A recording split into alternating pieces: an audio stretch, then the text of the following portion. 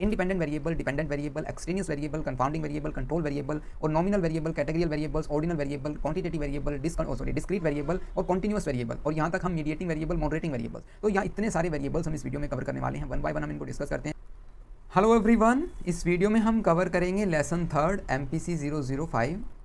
इससे पहले हम कवर कर चुके हैं लेसन 2 और लेसन 1। लेसन 1 में हमने रिसर्च और रिसर्च के टाइप्स, मेथड्स के बारे में पढ़ा। लेसन 2 में हमने वैलिडिटी और रिलायबिलिटी के बारे में पढ़ा और इस चैप्टर में हम कवर करने वाले हैं वेरिएबल्स एंड कंस्ट्रक्ट्स। क्या होते हैं वेरिएबल्स, कितने तरह के होते हैं, कंस्ट्रक्ट क्या होती है। वेरिएबल्स में जो हम कवर करने वाले हैं, मैं एक बार उनको नाम बता देता हूँ, मैं वीडियो के प्रीव्यू में भी उसको डाल दूंगा। Independent variable, dependent variable, extraneous variable, confounding variable, control variable और nominal variable, categorical variables, ordinal variable, quantitative variable, discrete variable और कॉन्टिन्यूअस वेरिएबल और यहाँ तक हम मीडिएटिंग वेरिएबल, मॉडरेटिंग वेरिएबल्स। तो यहाँ इतने सारे वेरिएबल्स हम इस वीडियो में कवर करने वाले हैं, वन बाय वन हम इनको डिस्कस करते हैं। शुरुआत करते हैं वेरिएबल कहते किसे हैं। ओके, तो वेरिएबल का मीनिंग होता है समथिंग दैट वेरीज, कुछ भी ऐसा जो बदलता रहे, जो वेरी करता रहे, चेंज होता रहे, उसे हम वेरिएबल्स कह सकते हैं। अब वेरिएबल्स को एज ए कैरेक्टरिस्टिक्स और एट्रीब्यूट कंसिडर किया जाता है जिनकी अलग अलग वैल्यू हो सकती है। अब इस डेफिनेशन को समझने के लिए हमें एग्जाम्पल समझना होगा और एग्जाम्पल से पहले मैं आपको एक छोटी सी थियरी बताऊंगा, SOR मॉडल, जिसमें साइकोलॉजिस्ट काफ़ी इंटरेस्टेड थे कि ह्यूमन बिहेवियर को ऑब्जर्व या ह्यूमन बिहेवियर के काजेज़ को कैसे स्टडी किया जाए एज ए वेरिएबल्स। तो साइकोलॉजिस्ट ने एक थियरी, एक मॉडल को अडॉप्ट किया जिसका नाम था SOR मॉडल, स्टिमुलस, ऑर्गेनिज्म और रिस्पॉन्स। हालांकि यहाँ पर ये मैंने तीनों राइट डाउन किए हुए हैं, stimulus variable, organism variable and response variable, SOR model. यहाँ पर स्टिमुलस वेरिएबल का मीनिंग क्या है, ऑर्गेनिज्म वेरिएबल का मीनिंग क्या है और रिस्पॉन्स वेरिएबल का मीनिंग क्या है। स्टिमुलस क्या होता है, इसका हिंदी में बोलते हैं उत्तेजना, means something that create arousal in our body. समझ रहे हैं कि जिसकी वजह से एनीथिंग इन एनवायरनमेंट जो कि हेल्प करती है हमारी बॉडी में कोई अराउजल लेने के लिए ताकि हम रिएक्ट करें। ठीक है, तो अराउजल को हम क्या कहेंगे, स्टिमुलस कहेंगे, जो कि मैनिपुलेट की जा सकती है, कंट्रोल की जा सकती है एक रिसर्चर के द्वारा। अंडरस्टैंड। और ऑर्गेनिज्म वेरिएबल क्या होगा, हमारे कैरेक्टरिस्टिक्स, ट्रेट्स हम ये बोल सकते हैं, एट्रीब्यूट्स बोल सकते हैं। एक ऑर्गेनिज्म जो खुद को डिफाइन कर रहा है कि ये एक इसके कैरेक्टरिस्टिक्स ये हैं।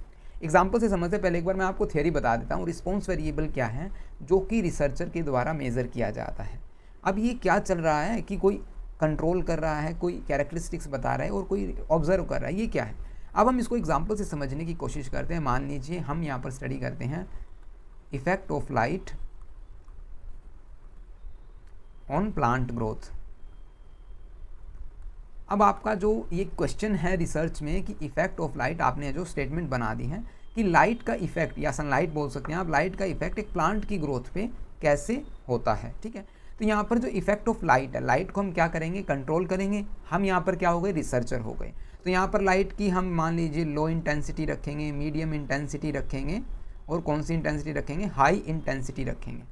3 इंटेंसिटी हमने रखी। इट मीन्स यहाँ पर हम लाइट को क्या कर रहे हैं, कंट्रोल कर रहे हैं, इनको हम वेरी कर रहे हैं, बार बार बदल बदल के देखेंगे कि कैसे इफेक्ट पड़ता है, कहाँ पर, यहाँ पर इफेक्ट होगा इसकी ग्रोथ पर। हो सकता है लो लाइट में लो ग्रोथ हो, लो कह रहा हूँ, कम ग्रोथ हो, मीडियम में ठीक ठाक डिसेंट ग्रोथ हो, लेकिन हाई में एक बेटर क्वालिटी की प्लांट है जो अच्छी तरह ग्रो करे। ये क्या है, इफेक्ट है। तो यहाँ पर स्टिमुलस क्या हुई, लाइट हुई, स्टिमुलस। रिस्पॉन्स क्या हुआ, ग्रोथ हुआ। अब आप सोचेंगे ऑर्गेनिज्म वेरिएबल क्या है, जो कि अभी तक आया ही नहीं। अब ये हो सकता है प्लांट का नेचर कैसा है, हो सकता है आप मनी प्लांट पर ये यूज़ कर रहे हों, हो सकता है आप स्नेक लाइट पर ये यूज़ कर रहे हों, हो सकता है आप तुलसी पर ये यूज़ कर रहे हों, हो सकता है आप पीपल के पेड़ पर ये यूज़ कर रहे हों। तो ये डिपेंड करता है इसके ऑर्गेनिज्म के वेरिएबल कैसे हैं। तो आई होप आपको यहाँ पर समझ में आ गया होगा स्टिमुलस वेरिएबल क्या होगा, ऑर्गेनिज्म वेरिएबल क्या होगा और रिस्पॉन्स वेरिएबल क्या होगा। इसी एग्जाम्पल से समझते हैं हम आगे आने वाले कुछ वेरिएबल्स का नाम।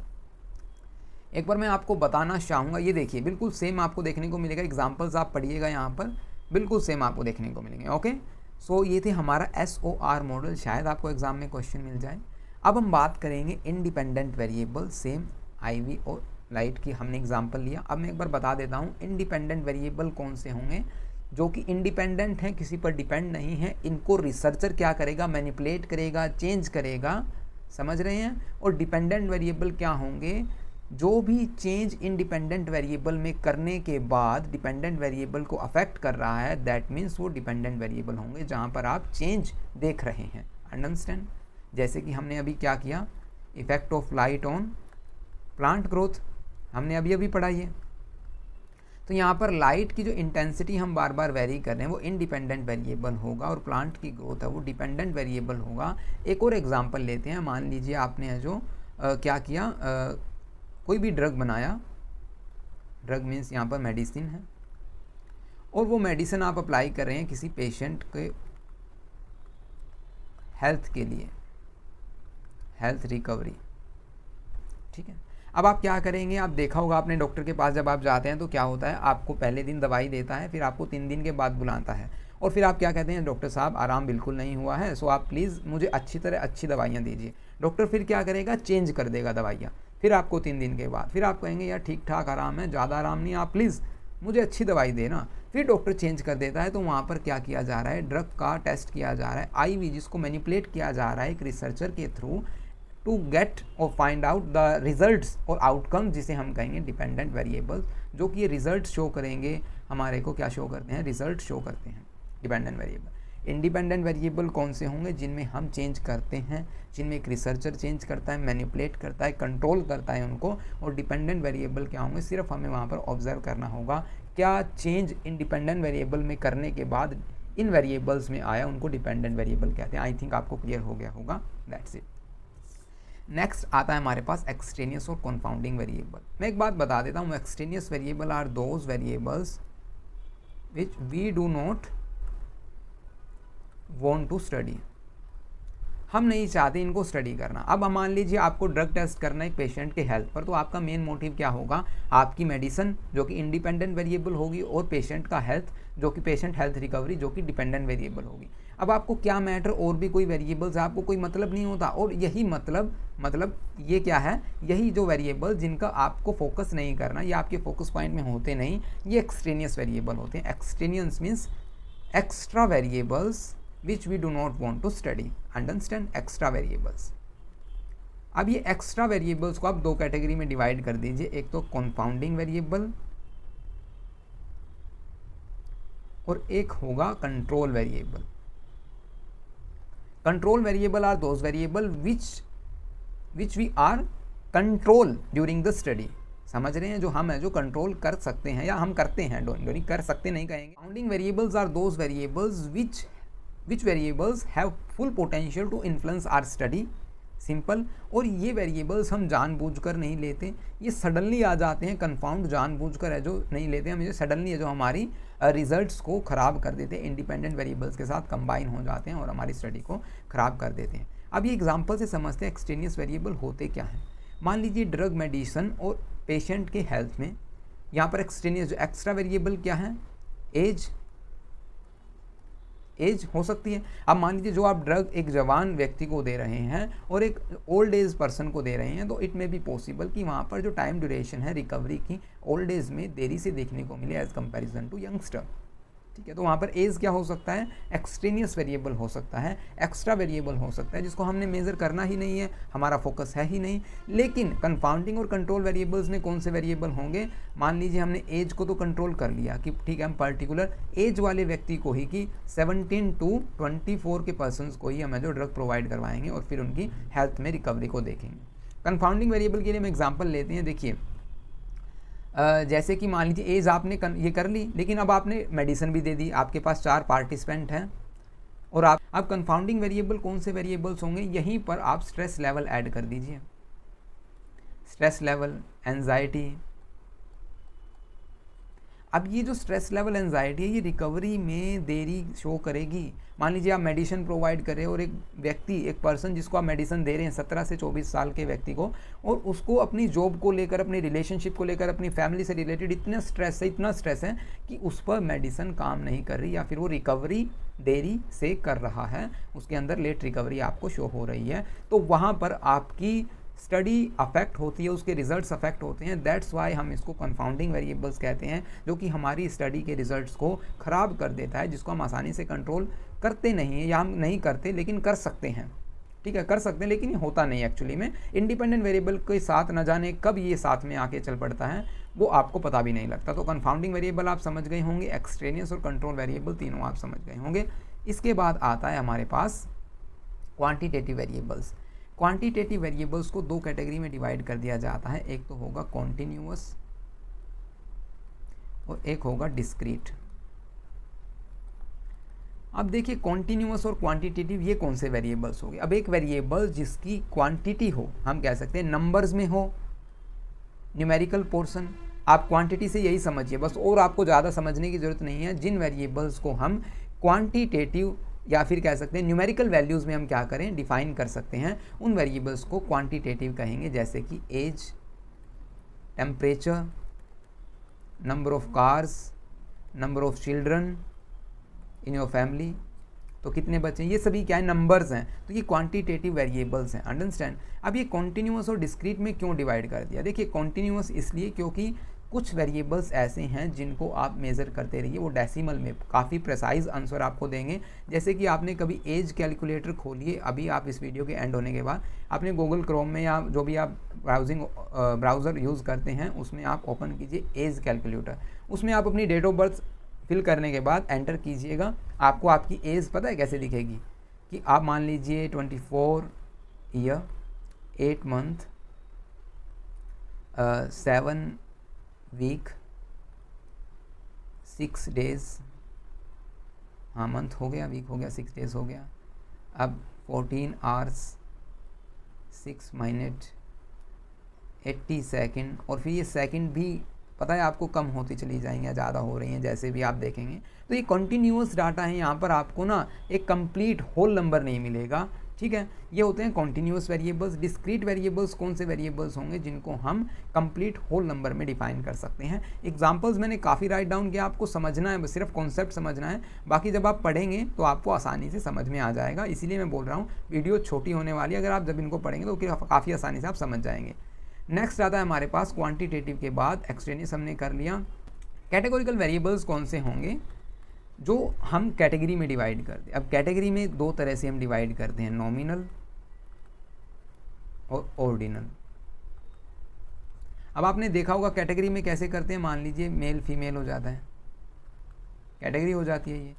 या फिर हम करते हैं कौन सी, मान लीजिए SUV एंड ट्रक, या फिर हम कहेंगे SUV ठीक है, या ट्रक, इन दो एग्जांपल से समझते हैं, ठीक है। अब आपको शायद कार्स के बारे में नॉलेज है, SUV कार्स कौन सी होती हैं पता है आपको, जो लग्जरीज कार होती हैं, थोड़ा सा हाई मॉडल आप कह दीजिए, हाई क्वालिटी, जिनमें ज़्यादा फैसिलिटीज़ आपको प्रोवाइड कर दी जाती हैं, वो SUVs होंगी। ट्रक में आप समझ सकते हैं लोडिंग कंसीडर करिए, या जो भी मिनी ट्रक आप कंसीडर कर सकते हैं, इस तरह के। हमने यहाँ पर अब SUV में ऐसा थोड़ा है कि सभी जो छोटी गाड़ियाँ हैं, मिनी गाड़ियाँ, वो भी आ जाएंगी, ऐसा नहीं होता, या ट्रक में SUVs आ जाएंगे, ऐसा नहीं होता। SUV में सभी SUV कार ही आएंगी, ट्रक्स में सभी ट्रक्स ही आएंगे। तो हमने यहाँ पर कैटेगरी यहाँ पर बना दी है, फीमेल्स में सभी फीमेल्स और मेल में सभी मेल्स ही आएंगे। तो ये कैटेगरियल वेरिएबल्स हैं, जहाँ पर हम क्या करते हैं, जिनको क्वालिटेटिव वेरिएबल्स और नॉमिनल वेरिएबल्स के नाम से भी जाना जाता है, कि हमने यहाँ पर एक नेम प्रोवाइड कर दिया है, ठीक है। कैटेगरी में डिवाइड कर दिया है, हमें आइडेंटिफाई करने में काफ़ी आसानी हो जाती है कि ये मेल ये फीमेल है, जहाँ पर नंबर्स नहीं आपको देखने को मिलेंगे कि फीमेल्स 20 या मेल 40, ऐसा कुछ नहीं होता। सिर्फ मेल कैटेगरी है तो मेल, वहाँ पर सभी मेल्स होंगे, फीमेल कैटेगरी तो फीमेल, वहाँ पर सभी फीमेल्स होंगे, ठीक है।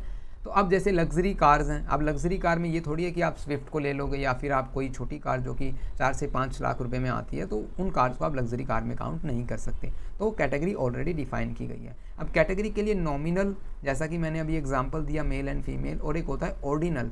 ऑर्डिनल मीन्स जहाँ पर आपको ऑर्डर देखने को मिले, जैसे कि आपको कस्टमर सेटिस्फैक्शंस के दौरान देखने को मिलता है। आपने कभी देखा होगा कि आप एक क्वेश्चन आयर है जिसमें क्या होता है, लेस सेटिस्फाइड, कुछ क्वेश्चंस के आंसर ऐसे होते हैं, लेस सेटिस्फाइड, या फिर आप सेटिस्फाइड, या मोर सेटिस्फाइड, और उसके साथ में लिखा होता है डिससेटिस्फाइड, या फिर लेस डिससेटिस्फाइड, या मोर डिससेटिस्फाइड, इस तरह की, जिसमें ऑर्डर आपको देखने को मिले, ठीक है, या फिर आप स्टार प्रोवाइड कर रहे हैं कि 1 स्टार 2 स्टार रेटिंग दे रहे हैं किसी को, तो वो क्या है, वेरिएबल्स हैं, हम वहाँ पर उनको मेज़र करें कि 1 स्टार देना चाहेंगे आप, हमें रेटिंग देना चाहते हैं तो कितने स्टार देना चाहेंगे। तो ये क्या होगा, ऑर्डिनल, नॉमिनल, कैटेगरियल वेरिएबल्स। अब हम बात कर लेते हैं कंस्ट्रक्ट की। कंस्ट्रक्ट किसे कहते हैं? देखिए, कंस्ट्रक्ट एक एब्स्ट्रैक्ट कॉन्सेप्ट कंसीडर किया जाता है कि मान लीजिए आप कंस्ट्रक्ट किसे कहेंगे, इंटेलिजेंस। क्या आप इंटेलिजेंस को डायरेक्ट मेज़र कर सकते हैं कि आप किसी ने देखा आपको, सॉरी आपने किसी को देखा और आप कह रहे हैं कि यार ये तो इंटेलिजेंट है? ऐसा तो नहीं होता ना। आप उसकी एक्टिविटीज़ को देखते हैं, उसके बिहेवियर को देखते हैं, उसके जैसे वो एक्शन कर रहा है डेली लाइफ में, उनको हम ऑब्जर्व करने के बाद कहते हैं कि इंटेलिजेंट है। तो इंटेलिजेंट, इमोशंस, इस तरह के जो कॉम्प्लेक्स आइडियाज़, ट्रेड्स, बिहेवियर को जो डिनोट करने के लिए या फिर समझने के लिए एक जो टर्म बनाई गई जिसको हम कंस्ट्रक्ट कहते हैं, जहाँ पर हम क्या करते हैं, human cognition, emotions, personality, behaviour, इन सभी को समझने की कोशिश करते हैं। सिंपली कंस्ट्रक्ट ये होता है। ओके, आप कंस्ट्रक्ट की डेफिनेशन भी समझ लेते हैं। आई थिंक आपको ना कंस्ट्रक्ट थोड़ा सा ऑकवर्ड लग रहा होगा, अरे भाई ये कह क्या रहा है ना।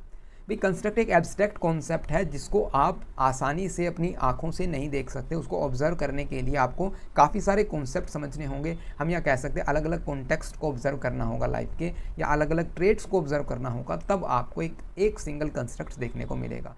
तो एक एब्स्ट्रैक्ट कॉन्सेप्ट जो आपको आपकी आंखों से डायरेक्टली आप उसको ऑब्जर्व नहीं कर सकते, मेजर नहीं कर सकते, वो एक कंस्ट्रक्ट होता है। तो constructs are theoretically abstract concept that researchers use to represent, explain characteristics, traits, behaviour, phenomena, जिसको हम डायरेक्टली ऑब्जर्व नहीं कर सकते, मेज़र नहीं कर सकते किसी एक स्ट्रेट फॉरवर्ड तरीके से।